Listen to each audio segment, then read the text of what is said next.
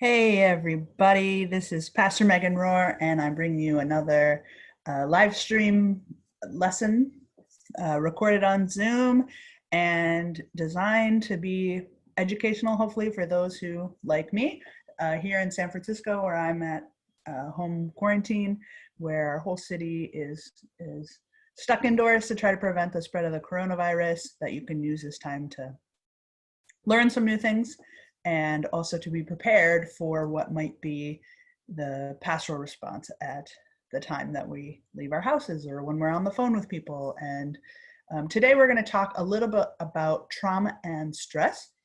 I have a lot of training in this area. I've trained in somatic experiencing. I'm trained in critical incident stress. And the differences between some of those languages is that different educational fields, different departments of government all have different language that they use when they're talking about stress. Some places use terms like stress brain. So if you go to a school, they might talk about stress brain. Departments of public health or people who do worldwide disaster work often talk about something called psychological first aid.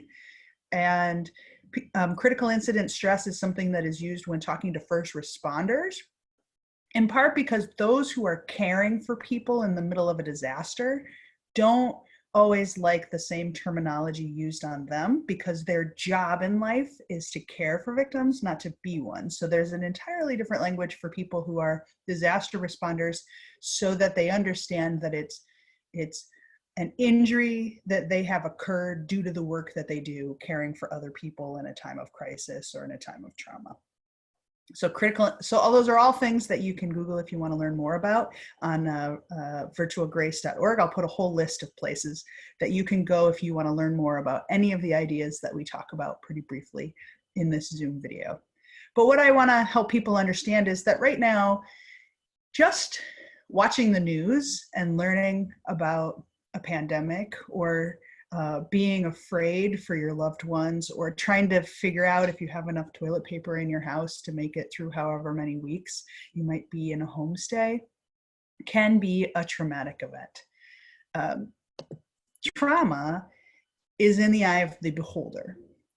It might be traumatic to you to be in a car crash. In fact, the number one reason that people have traumatic critical incidents that kind of stick with them or have symptoms in their body is actually from car crashes. Whatever bothers you might not bother anyone else. So that means that just watching a really traumatic movie might affect some people. Other people, they could go through something as extreme as 9/11 or war and not have any residual effects from it. Your body is different. Don't blame yourself because you don't have the same symptoms as other people around you. The other thing to remember before we start talking is that a traumatic response is a normal response to an abnormal event. So your body is physically reacting to something abnormal that happened to you. You are injured by this trauma that has happened. It doesn't necessarily mean that you have long-term mental health issues because of what you're going through. This could be just the simple response to what is going on for you at any given day in response to events that are happening outside of your body. It's an environmental response that you're having. What does this look like in your body? This can be, for some people, not all people, it can be a psychological response. It can be time distortion. What do we mean by time distortion? Time distortion is I am like if you're walking, say you're walking from one location to the next, you have no memory of how you got from one place to another. If you've ever driven somewhere, all of a sudden you're home, you don't remember how you got there. That's time distortion. So the idea is that your brain kind of just shuts off for a little while. Because what's happening is in your brain, your body because it's trying to survive because of whatever event has occurred, it's going to try to do the least amount of work that it needs to on everything else in your life. So that means your vision is going to narrow. And that might mean that you end up having accidents that are completely unrelated to the trauma at hand and unexpected things. So in our household, what that meant is that my wife, Laurel, was working from home, maybe wasn't noticing how stressful it was to have kids at home that were all supposed to be doing all of their schoolwork regimen for at the same time that we're working from home and sharing more space together as a family than we normally would on any given week, and trying to figure out what that routine looks like and how we can care for each other and be kind even when we're grumpy and stressed out. And Laurel was cooking dinner. She cut her finger on a tin can so deep she needed to go to the ER and have 5 stitches. That is a part of the psychological response of trauma, because as your vision narrows, you might hear fewer things. Your senses are shutting down, so they're doing less to provide you enough physical capacity to survive what the trauma is, to just get you through this. And the good news about this is that your body might react differently. So you might bump into things more. You might have a scratch on your arm and not know how you got it there. But the good news about your body doing this is that your body is not letting you get as overwhelmed as it could. So by focusing just on this narrow vision, by feeling a little bit less, by hearing a little bit less, by maybe even having this out of body experience, this excorporation, like I'm just watching things happen around me, maybe not being able to place everything that's happening. Your body really is trying to make it so that you're only taking in what you can handle. And it still might feel overwhelming, but think about how much more overwhelming it would be if your body didn't kind of naturally decrease the amount of senses that it's taking in.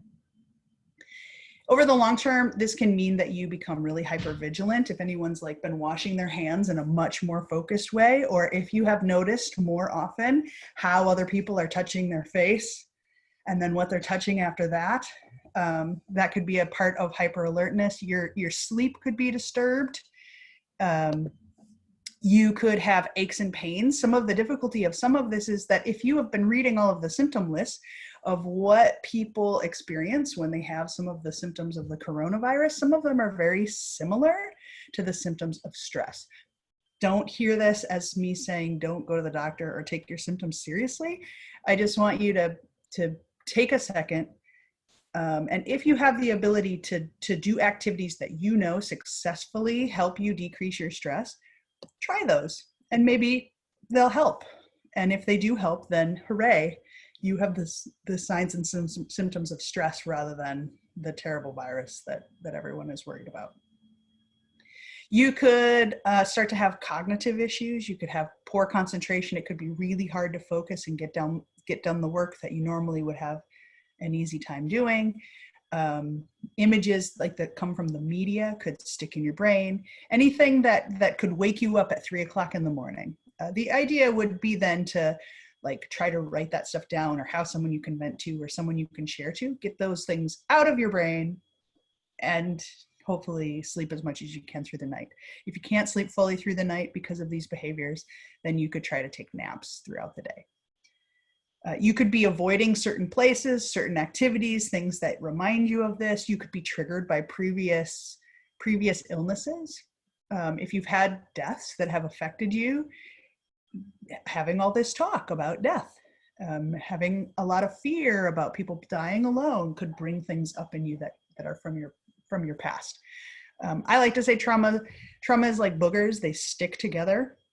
And that's part of where people can get issues with trauma, is if you let different traumas kind of cling together, then they attach themselves in ways that make it hard for you to tell the story of one incident from beginning to end without adding all of these other things. You ever talk to someone who's like, oh yeah, and then this, and then of course everyone hates me, right? Think about the way people talk about breakups. If they talk about, oh, and everyone's like this, and then this, and then this. That the more you can try to separate those stories, help people tell the entire story of what's bothering them from beginning to end without getting sidetracked to other stories in between. It's a critical thing to just kind of listen and not say, oh, are there other times that that's happened too, right? Follow-up questions at the end of a traumatic story. Or if you're living in times like these where we're not at the end of this virus yet, just reminding people of the ways that they are safe, if they are safe in these current moments, can be a way to help people feel a little bit more centered. And anything that is a part of the body systems that get activated when we're stressed out, right? Our respiratory system has a hard time figuring out the right rate of breathing. So you can count. If you are feeling like you're having a panic attack or you're not certain if you remember how to breathe anymore, that's a feeling you can have when stress gets really high. You can just count 4 seconds in and 6 seconds out. So I'm going to count. When I count to 4, you're going to breathe in. When I count to 6, you're going to breathe out. If you have an iPhone watch, it will help you breathe in a similar rate. You can just push the button on the breath portion. Their rate is a little bit longer on the breath out than the 4 and 6, but let's try 4 and 6. Ready? When I count to 4, you breathe in. When I count to 6, you breathe out. Ready? 1, 2, 3, 4. 1, 2, 3, 4, 5, 6. 1, 2, 3, 4. 1, 2, 3, 4, 5, 6. 1, 2, 3, 4.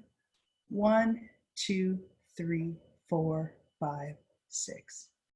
You can do that. This is especially helpful with children who are having a lot of stress issues. I know in our house there's a lot of tears over things people normally don't have tears about. And so what we do in those moments is we'll just all sit down together, hold hands if we've washed them recently, and do our breathing 4 and 6, calm down a second, and then try to check in with what's going on for us. In addition to these stress symptoms that people can experience, there is also the stages of grief. We don't know yet exactly how many people will be lost to this virus or how many deaths there will be, but grief happens not just because people have passed away, but because our lives have changed. Our lives have been altered. And so these stages of grief can happen simply because kids might not be getting to see their teacher again this school year, right? So some of the stages to look out for is shock, this idea like, oh, this can't be happening. Denial, which is all the people who are given instructions to shelter in place but are not doing it.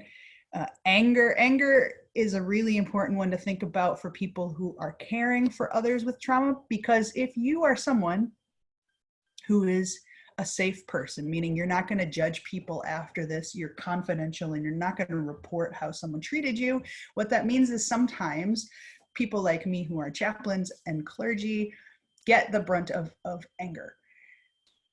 Know that this is a gift. Someone shouting at you on the phone as their pastoral care is not something you should accept all the time. It's not how you should be treated all the time. But if someone is in crisis or in grief, them being angry at you is one less person they are sheltering in place with, who they are fighting with. You can't say no sometimes in the hospital to certain types of care. You can't say no sometimes to law enforcement. You can't say no sometimes to the judicial system. You just don't get a choice. And particularly as we're losing choice by being confined in our living spaces or being restricted from doing things like go to church, anger is a natural expression that needs an outlet. I'll post a link. My kids made a video about how you can shout at the ocean instead of human beings. So that would be an even safer choice that people could have if they have an ocean or a place that they can do that. But venting anger is going to be really important. And so think about how people can be angry with you and you can receive it as a gift, but also not be taken advantage of. So that might be something that requires some ethical pondering. Um, Bargaining might be saying to God, if you keep someone alive, I will do something else. And it can be a lot of things, just not accepting that things are happening. Depression, just really isolating. It's going to be hard to tell what's depression and what's social distancing, but we can ask people directly. That's something that I would recommend. Testing is when someone, this is very common in our house because we have kids who lived in the foster care system for 2 years. Testing is when you try to be really mean to someone to see if they'll still be kind and compassionate to you, even if you're awful. I don't recommend it. It's not fun, but it is a thing that happens. Acceptance then is, well, this is our new normal. We better just find ways to live with it. People are not going to go in order through these stages of grief. They're going to jump around. And also, people might come back and revisit some more often than others. Hopefully it's not mostly anger, but anger sometimes is the easiest, and because it dumps chemicals, can feel really fun. Not to everyone else, but in your own body. What scientific studies say that you can actually the most efficient way to express anger that actually has the most release is actually not by shouting, but by tearing a piece of paper very, very slowly and enjoying how destructive it is, putting all that destructive intent you can imagine, right? Because imagining destructive things is not illegal. Doing destructive things is. So putting all of that destructive intent into tearing a piece of paper scientifically is one of the most effective ways to help people deal with anger. It doesn't sound like it would work, but try it. Just try it. Just really enjoy destroying something and see how it feels. The other thing that you should pay attention to is that it can be really hard to make decisions in times of trauma and critical stress. So if you give people lots of choices, like, should we meet for church? What time should we meet for church? Should we be online? And people are just like, I just can't make a choice. That is not people not wanting to help. It is people being authentically stress-brained.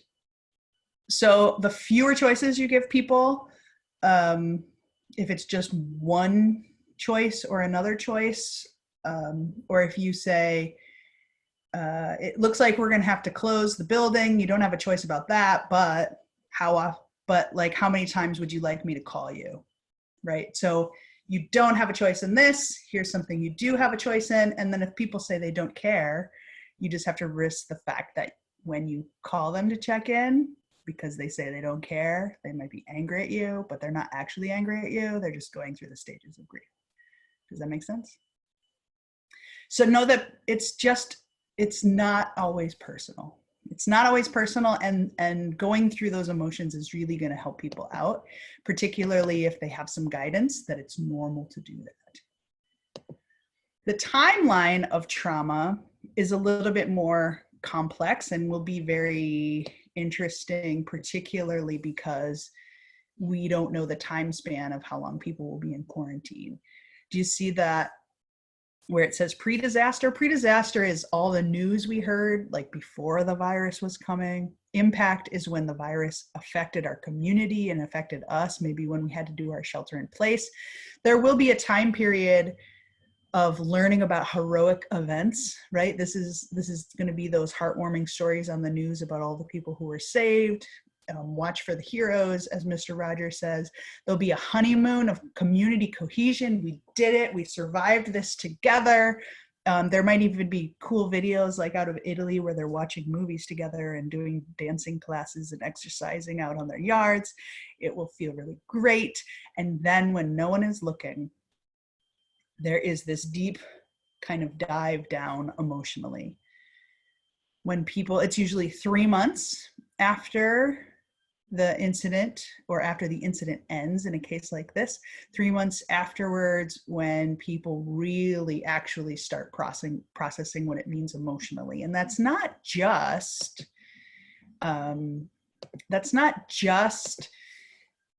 thinking about like what it meant for us to be in an individual quarantine, or what it would mean if we were hospitalized for a long period of time, or if someone we love dies or is in intensive care. It's not just that part of it that is going to be the downside. There's also chemicals that are happening in your body during a critical incident. They're in you right now and you just don't notice. So you'll get shots of adrenaline, and the shots of adrenaline and cortisol will feel kind of good when we have a purpose.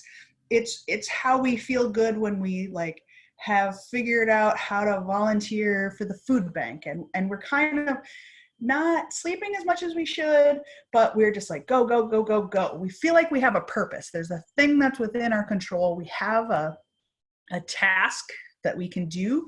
And so these chemicals go into our body and we're taking care of ourselves and we're not feeling pain as much. These chemicals, by the way, are the same chemicals that flush into a body when someone's giving birth. And then after they give birth, after the chemicals dump and flush out of your system, just as good as it felt, you have an equal and opposite low. And so that's part of what this chart is showing, where it goes down. See where it says trigger events, where you're reminded of what's happening. These are the lows that are going to be chemical and not based on anything we did.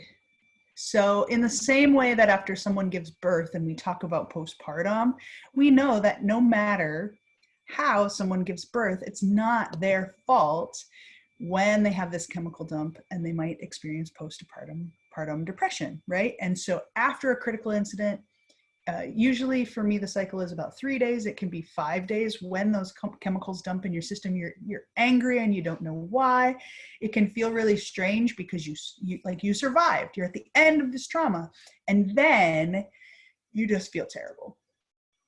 Anything that you can do that is self-care in those moments, particularly if it's not a threat to yourself or to other people, is how you can take care of yourself during that chemical dump after a trauma. Over shopping, not the best to do every day, but if it helps you get through that chemical dump time and those you live with and your finances allow it, it's a better choice than hurting yourself or someone else. During that chemical dump, it's better to be overweight than to not exist anymore, right? So if comfort food is something that helps you go through that chemical dump, do what you need to really care for yourself during that dump of chemicals. The other thing that I would say about that is something most people don't like to hear, but I'm going to tell it to you because it's got some clinical evidence behind it. And that's that when you are dumping the cortisol and the adrenaline at the end of a critical incident, if you drink caffeine, sorry, pastors, or alcohol, it extends the amount of time that you're in that really yucky, almost like postpartum chemical dump after an incident. I tell you that because if you would like that amount of time to be shorter, and just excluding caffeine or alcohol from your life is something that works within your self-care plan, then that's one of the ways that you can do it. If you're like, dude, not having caffeine is going to be worse than dealing with these symptoms, then do what you need to do for your self-care. Just know that your time of feeling terrible after the incident might be 2 to 3 times longer. So make your own choices, find your own self-care. Typically anything that was self-care in a previous time when you went through something hard is going to be your best bet for caring for yourself in the midst of this. And that's also true for how people are feeling when you are caring for them in the midst of a trauma too. So this is kind of the simplified version of how to care for people in the midst of a trauma, particularly a big disaster like the coronavirus. So psychological first aid, you can learn a lot more about it. The reason that I'm using psychological first aid language rather than like critical incident stress when I tell you how to care for people is the training is shorter, and it's a little bit, the language in what you can find in the psychological first aid pamphlets are a little bit user friendly for people who maybe aren't typically in caring professions but want to be able to help people right now. So the first step, safety, is about helping people understand that they are in fact safe right now. That might not be something that you can promise while people are in quarantine or in isolation. So what you're basically doing is something that in somatic experiencing they call pouncing on the positive. Is if there are parts of their life that are safe, you can accentuate the positive, right? So you are, if you are in a place where you're physically in the same place as someone else, that might mean if there's something triggering around them, you might just move it, or make it a little less visually disturbing in the moment, doing what you can to care for people in the here and now. So after a trauma happens, what you can do is say things like, yes, you were unsafe then, and you are safer now. Because trauma or PTSD is not irrational fear. It's not these lingering effects that make no sense. It's the false belief that the unsafeness you had in the past at a real event that was truly unsafe is still happening now. So it's a disconnect in your cognitive, in your brain function that believes you are still as unsafe as when you were in the past at that traumatic incident. So if it truly is over, if safety is returned, one of the most healing things we can do is help people notice that they are safe. Their world will be forever changed. They might wash their hands differently forever in the future, but notice your lungs are okay if you know their lungs are okay, or you are physically safe. That person might have died, but you are currently safe. And so any languaging that you can use to let people know that they are safe now, and yes, they weren't safe then, that's helping people differentiate what's the past, what's their present. That can be as simple as like looking around the room. There are some clinical studies that say just the activity of moving your neck so that it actually moves the brainstem in the back is enough to calm you down, right? So we practiced our 4 and 6 breathing, just simply looking to the side. So that could mean if you're physically in the same space as someone, you could hand them a water bottle in a location where they have to turn their head.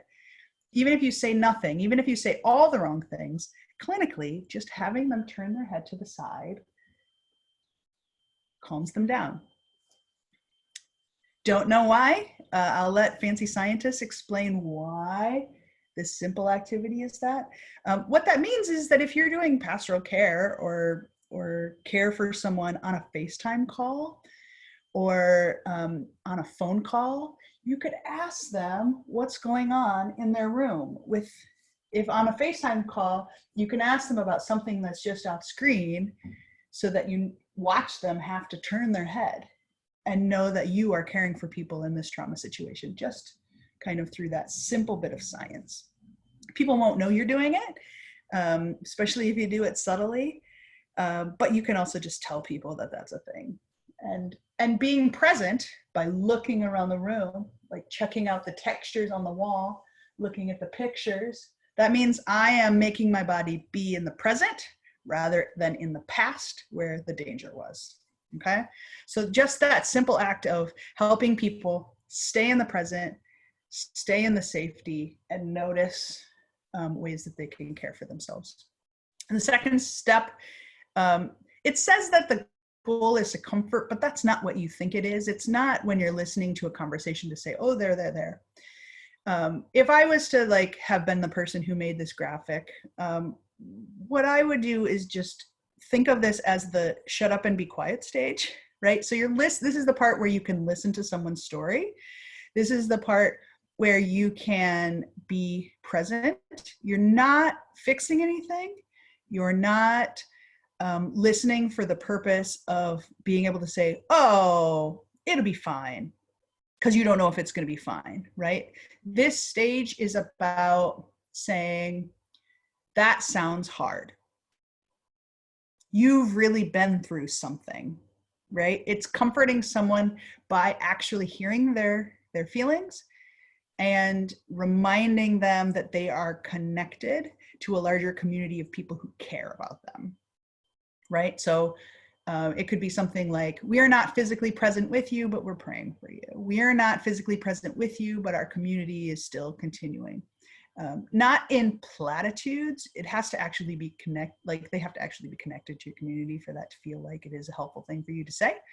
But the idea really is just to validate feelings you've heard them say out loud.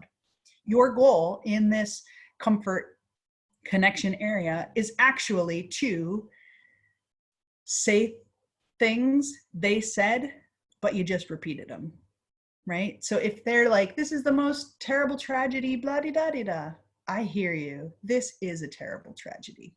You're letting them know that they are not alone by repeating their feelings and validating that they're heard, right? So you're not fixing anything. You're simply listening and really honestly only repeating kind of the ways they're talking about things. The action stage, which is about education, is only kind of about education. A more important sentence than to say like, well, so you know, the coronavirus, blah, blah, blah, blah, blah. You don't need to do that kind of research for this section. It's more about saying, you know, what you're experiencing is normal, because any response to a traumatic incident can be normal. There's a great book by Kate Bornstein called 101 Alternatives to Suicide. It's a great book to have reference to, not because people you talk to necessarily will be suicidal, but because the book has in the back of it this really great index of 101 things, and they're rated based on some things are dangerous, right? Because it's a harm reduction model, everything from harming yourself to like hugging yourself.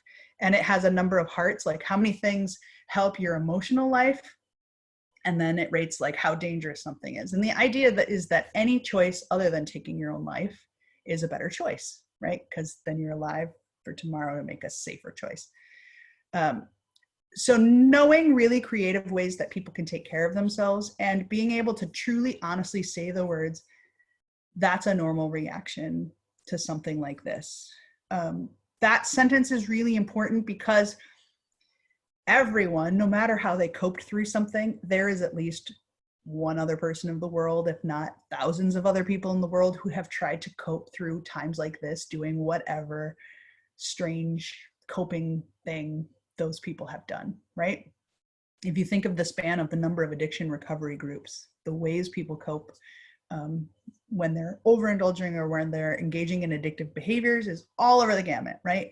All of those things, when done in moderation and when not done out of addiction, can be wonderful self-care tools. So I just want to really state, this is not a time to judge people for what they're doing. It's a time to just educate that pretty much anything that helps you get through this time period can be a coping skill. And then once people have recovered from this trauma, they should make safer choices, right? So you can say something like, well, that's one way to get through this crisis, and certainly a lot of people are doing that. It sounds like a perfectly normal way to do this. Perhaps as time passes, there might be safer ways. And so that's kind of the way that you want to empower people. So you normally aren't going to be like, yes, overeating is awesome, you should try it. But comfort eating is a normal way to respond to a disaster. I trust that when this is over, we can all work on eating in safer ways. We can get back into relationship with like physical exercise and, do the best you can right now. I'm so glad that you're safe and that you're taking care of yourself. And then in a few weeks, let's connect again and see if there are like safer ways that we can do things, right? So that's kind of a typical modeling of what that conversation starts with. But the most important thing, again, I'm going to repeat it because it's so important. The most important thing that you're going to talk to people about when you're helping them cope from trauma is whatever worked for them in the past is what they should do now. In the midst of trauma, in the midst of something really difficult, is not the time for someone to like learn Taibo. I mean, you can if you're stuck at home and you're just really bored and you want to like learn how to do new things, but the most effective ways to cope in a crisis is to do whatever has worked for you before. And so if someone really has no idea how they're going to get through this, the simple sentence, have you ever been through something hard? And they'll say, yeah, because everyone's been through something hard more than once, right? And you'll say, what during that time was really helpful for you? The difficulty could be if people are kind of isolated in houses, they might not have access to the coping skill that normally works for them. But hopefully you have a very creative mind and you can help them find a way they can at least tap into part of what was really successful for them in the past. So anything where you urge people to care for themselves in ways they've been successful in the past is going to be a go-to again now. The other thing that you for sure have to think about, and you might have been thinking throughout this whole thing, is, dude, I'm in the same trauma. So normally it's not everyone in the whole world going through the same critical incident all at the same time, but that is what is happening right now. And so that means that as you are caring for other people, so before you're caring for other people, during the time you're caring for other people, and after you're caring for other people, remember that chart? Remember that chart of how long you're going to experience these effects, right? That dotted line that's coming through the middle is the 1-year anniversary, right? It's the effects of this trauma, of this virus, is going to be something we have to emotionally check in with ourselves for over a year after it ends. So there are some estimates that say that we'll be dealing with deaths all the way for 18 months due to the coronavirus. That might mean that that honeymoon period doesn't start for 18 more months. And so doing things like putting the anniversary of really tough things in your calendar so that you can remember that you might have a difficult time that week is going to be really important. And if you end up doing a lot of funerals, if you are a pastor, then putting all those dates into your calendar and just knowing that these months will be hard months every year for the rest of your ministry.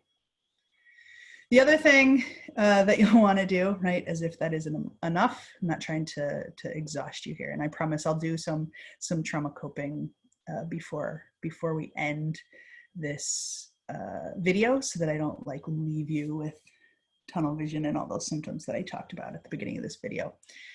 But the thing that I want to make sure that everyone knows about, particularly if you're interested in trauma care for other people, is the common symptoms of compassion fatigue. Compassion fatigue, you might know as things like The Wounded Healer. Hey, if you've got time to read The Wounded Healer, might be a good time to pull that out.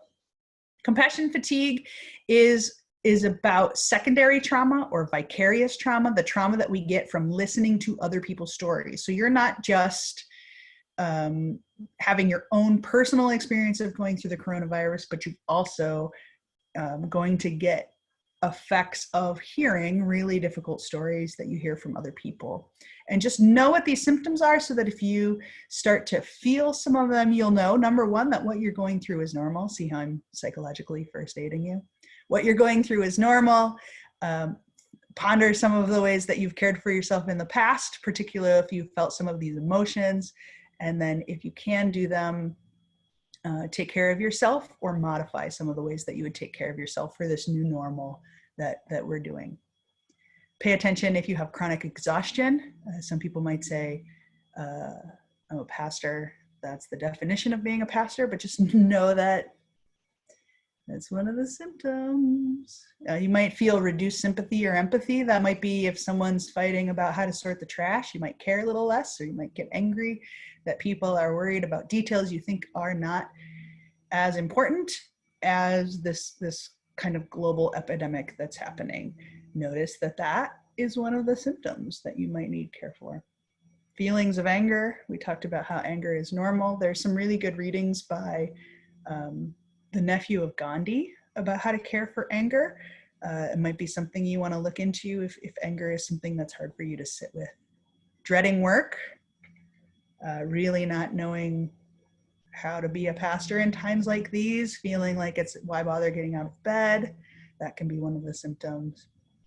Poor job satisfaction, hypersensitivity, the day-to-day being really difficult, especially if you really become a lot more sensitive to criticism than you used to be.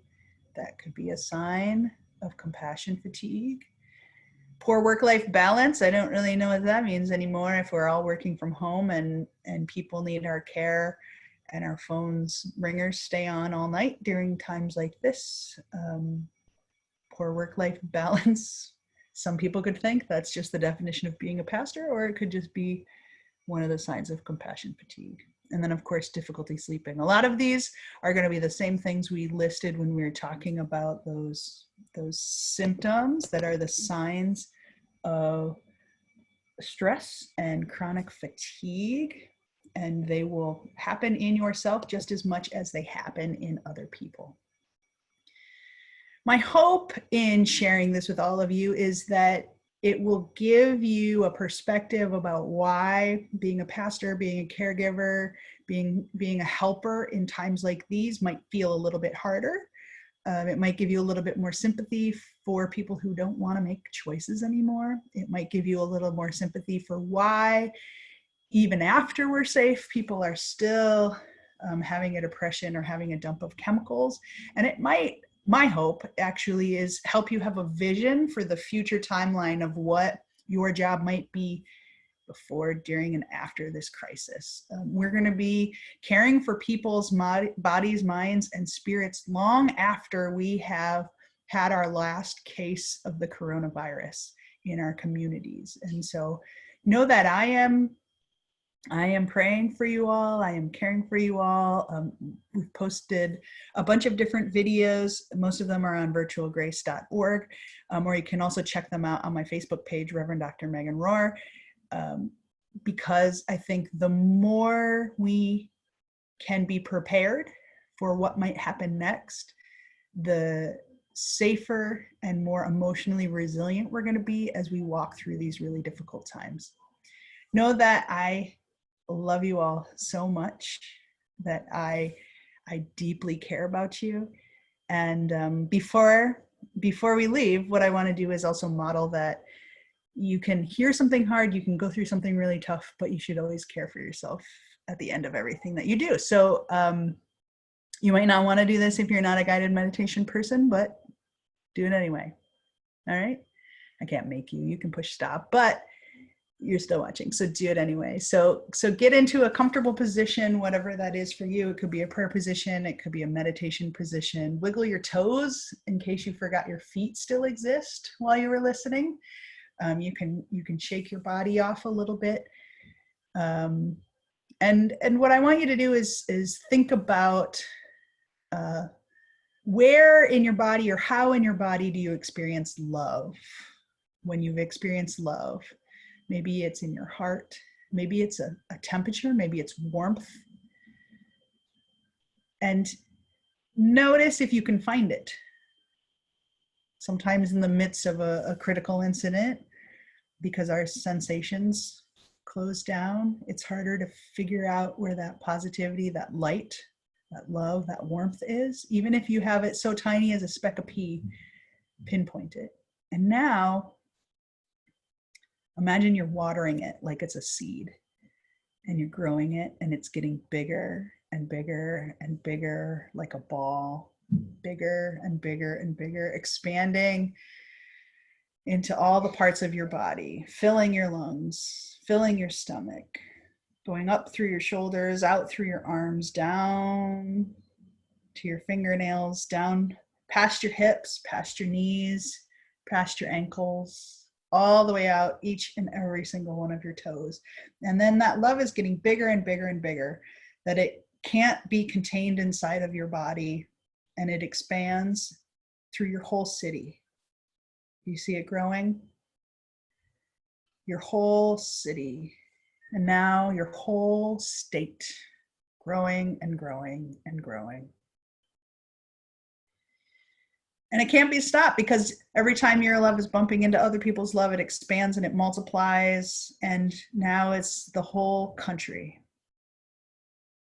the whole continent, into the ocean, seeping across faster than a boat.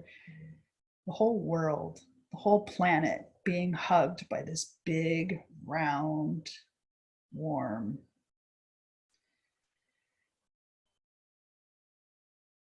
out to the nearest star, past the moon, past all the other planets, out past the galaxy, loving kindness everywhere.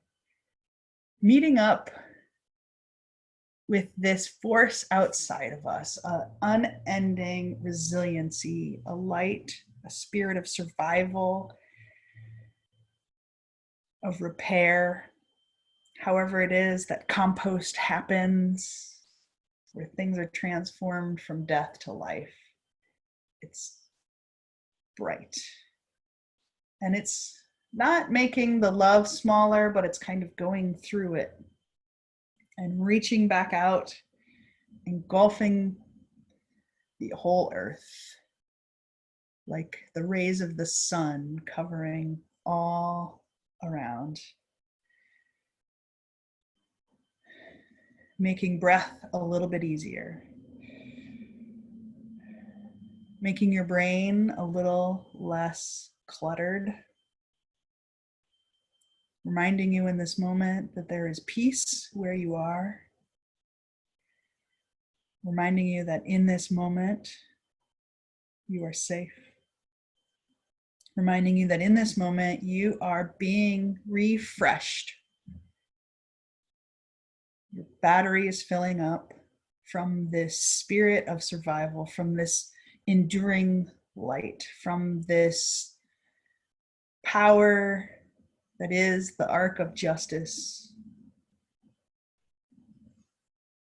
That it's unending, so you can give this love and this light to as many other people. You can give care and healing to as many other people, and it will never diminish your own ability to heal and to be resilient. And maybe your ears open and you hear the well wishes of all the people around the globe intending for kindness, praying for health, connected to all the birds that chirp for joy out of love, of the breeze, the wave of the ocean, everything on this beautiful creation intending goodness with each other. You can open your eyes if you had them closed. Notice what's in the room around you. Move your head enough to activate the base of your brainstem. See the texture of the ceiling, the color of the walls. Know that you are fully present in this space, that you are fully loved, and you are a beloved.